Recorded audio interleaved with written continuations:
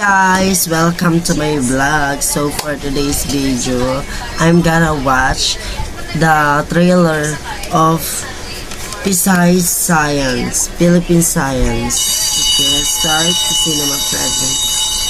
You are nothing Ay, but a ito. unicellular protozoan amoeba. Tell me what the hypothesis is. Parang about the science to. So, okay.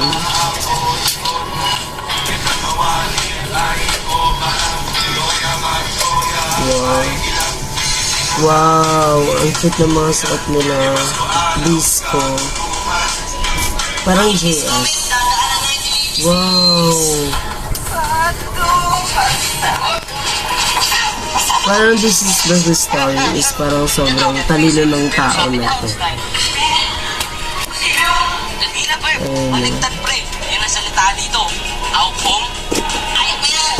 Many people call you the best of the best. The cream of the cream of the crop. Pwedeng magbanggaan kung nasa trajectory ng isa't isa. Kung masyado malakas ang gravity. Wow. Parang about talaga siya sa science. Then parang yung lalaki na in-vlog siya sa girl. Nag-Pisay ka, Yun. naklase pa kita. Okay, Pisay. please go to the board and tell us about your problem. May Pisay is the Philippine Science. Ma'am, I have no problem.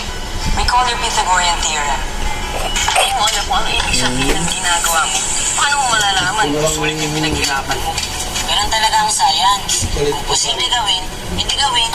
Mas ganun ang particles, kaya mas maraming counter yan. So, ang powder... More in science talaga na inaaral nila. So, Madaling makonsume. Ano kasi pakiramdam ko eh. Nasaan? nag-rally pa sila. Oh my God.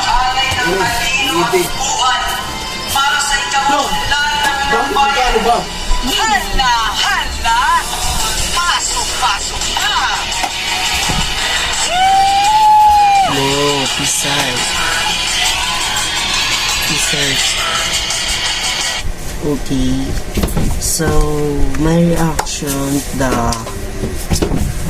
sa Pisay is parang nag-aaral sila ng science din sa mga Pilipino is pinaninindigan talaga nila yung pagrarally. So dito na nagtatapos ang aking vlog. So bye bye guys, thank you for watching.